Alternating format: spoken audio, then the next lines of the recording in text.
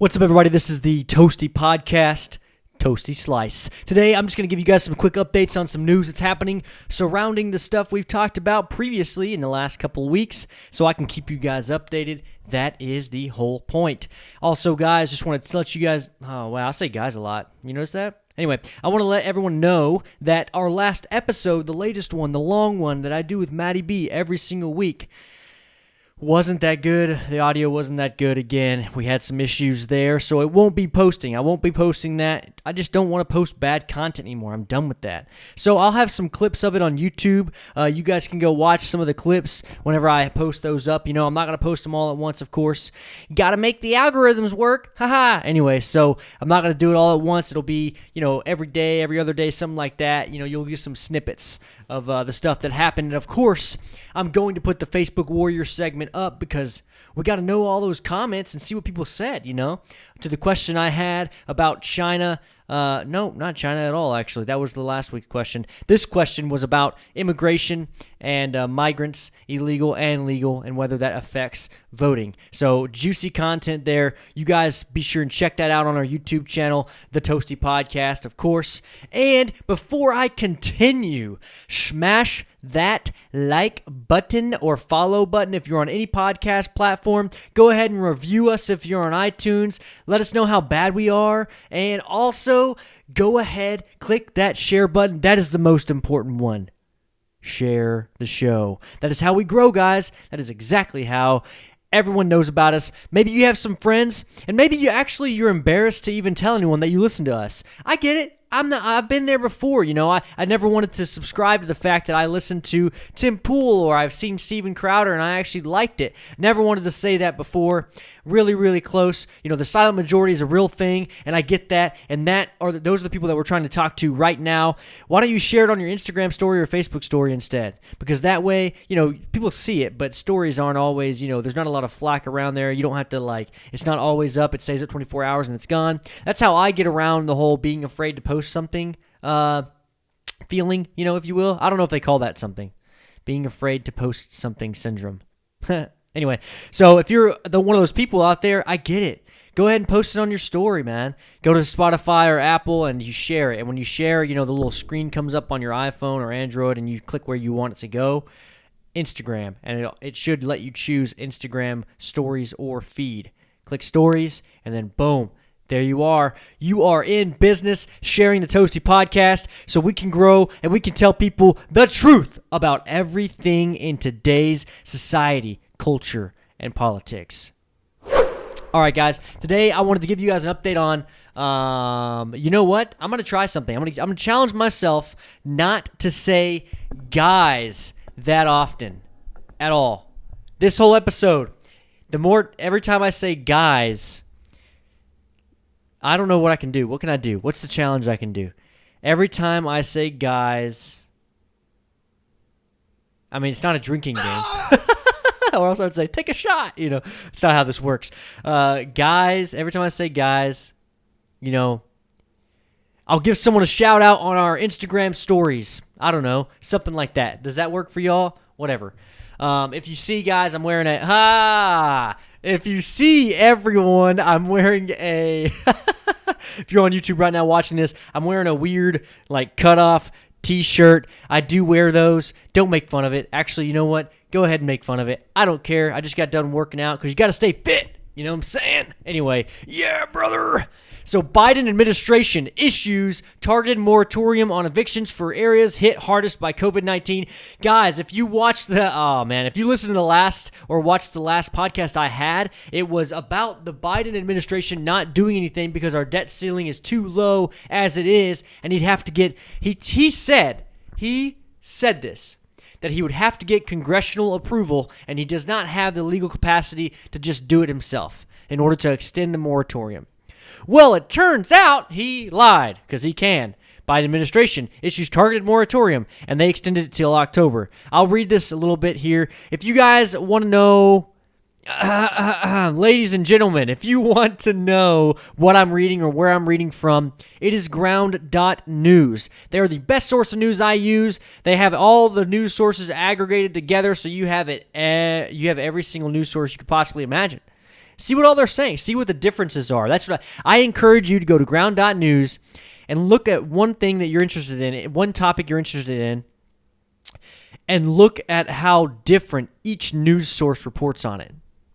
That is what I encourage you to do, because then you will see the bias and you will know how media works, or you'll know a little bit more about how the big media works. But if you want to know where I'm reading from and you can't see it, I'm not going to overlay it on the screen because I'm not one of those chodes. Look behind me to your right on your screen. My TV is on and it is showing you what's up. President Joe Biden's administration Tuesday issued a targeted moratorium on evictions in areas hardest hit by COVID-19, replacing a nationwide evictions freeze that expired Saturday despite legal concerns about doing so unilaterally. The new action, in effect for 60 days, bans evictions in counties with high rates of COVID-19 transmissions, reflecting where the Centers of Disease Control and Prevention recommends vaccinated residents wear masks indoors and in public settings. You're talking about LA. You're talking about New York. You're talking about Chicago and, the big cities that really, really, really care and needed to shut down because they're packed in like sardines. And for the most part, I get it. Whenever you don't have enough space around you to spread out, you need maybe that's what you need. Maybe, you need to have some kind of preventative measures for getting sick. Granted, I will say masks aren't used correctly, but I'm not going to get into all that. That's not the point of this show or this episode right now, because I don't want to be demonetized. Honestly, we need to make money. And how do we make money? We make money by ads. Straight, plain, simple. I'm not gonna BS you guys and girls. Does that work? If I say guys and girls, does that count? Anyway, I'm not gonna BS you. We have to make this Toasty podcast. I didn't just create this to do nothing. I created it to show everyone the truth, but also a little money on the side would be cool. So anyway, CDC Director Rochelle Walensky signed the order Tuesday evening after Biden confirmed the move earlier in the day.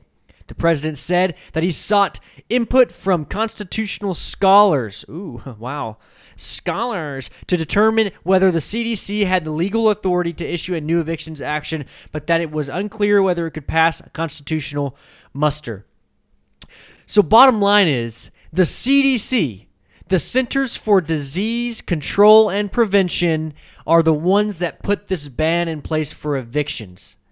The CDC now has the right, if this precedent is set, to meddle in capitalistic affairs and our actual economy. There are definitely questions that arise for whether that's possible or necessary or even legal. So that would be my next thing. Looking forward, I want to see where they come up with the fact that CDC can just go ahead and basically just ruin the landlord's days, right? If you guys think, oh my gosh, this is hard. I cannot lie to you. This is hard. I say it way too much, and I'm noticing it now. Wow. If you actually think that landlords are just all rich and they all just have money and this is just easy for them, you're wrong. The people not paying rent, landlords are in dire straits right now, paying 2 home loans probably, or 3, or however many houses they have for rent. The mortgages themselves because of an eviction ban. You know what I mean? That's crazy. That's insane. I will say this, I haven't heard of any stories personally around me or in my circle in DFW. I will say my circle is pretty big. Not saying anything by that. I'm saying I know a lot of people. So if I heard something of someone getting evicted or not being able to be evicted or landlords complaining, I would have heard about it most likely in DFW, and I haven't. So Texas may just be excluded from that. I don't know. Obviously, this new moratorium is saying for any counties or cities that have the highest numbers of COVID. So I don't know if that includes Dallas County or not. I wouldn't be surprised if Travis County is in it. My next thing I wanted to go over was something that I talked about a year ago. This is a long time ago. We talked about it on the podcast because we were like, whoa, this is crazy. And, it's so interesting. 2019 was all fun and games. But ever since 2020 hit, it was like we've gone in this like crazy spiral. I wouldn't say downwards necessarily because that has a negative connotation. We've gone in this spiral of just one crazy thing after another hitting us, you know? Oh my gosh, these guys went to jail for not wearing a mask. Or oh my gosh, these guys were protecting their private property and went to jail. And that's where we fall right here. Missouri governor finally pardoned the couple who were oddly brandishing their guns. And I will say they were kind of weird about it. You know, the girl didn't know how to hold a gun. I mean, you can tell. I don't know what she's doing there, but that's what's happening right there. But anywho, Missouri governor pardons them from pointing the guns at protesters. Now, that article basically makes it sound like they're just pointing guns at protesters and nothing else is going on. Where's the context, huh? Where is the context? Well, here's the context. I don't know if you guys listened to our last episode about this. You can go check it out. I have all my episodes up on the website, toastycreations.com, but I also have it on all podcast platforms, you know, Spotify, Apple, and the like. Mark and Patricia McCloskey were filmed. Let me make sure this is showing up on the screen there for you guys. Okay, cool. Mark and Patricia McCloskey, see, it was the McCloskey case, remember that? Were filmed holding weapons outside their home in St. Louis, Missouri. They were fined after pleading guilty to misdemeanor charges this year. And, of course, there was tons of controversy around this case because they had said, you know, the gun that the woman was holding wouldn't even fire, apparently, when they first got it. And they made it fire, and then they were like, yep, it's a good gun.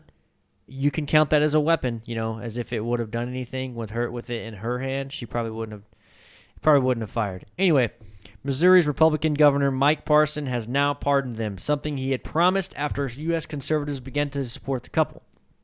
The pair, both lawyers, appeared briefly at last year's Republican National Convention, and Mr. McCloskey has announced plans to run for a U.S. Senate seat in Missouri. Wow.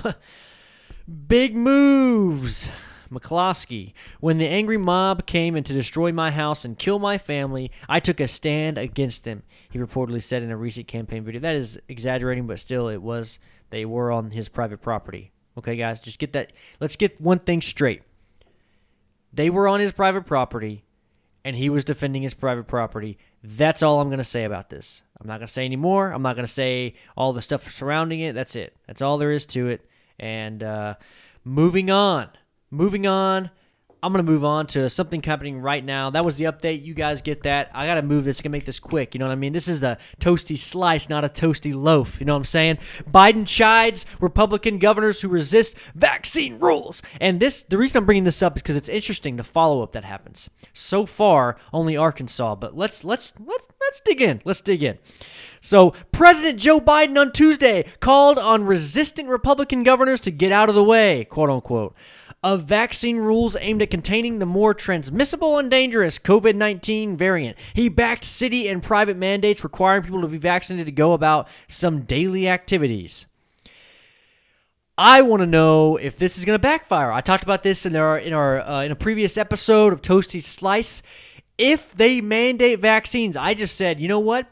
Bring it on. Bring it on. Tell me I can't go to the, mall or go see a movie or go to work or these things without being vaccinated. Try me. Try me. I want to know what's going to happen to our economy when you say that, and people that actually might take a stand, take a stand.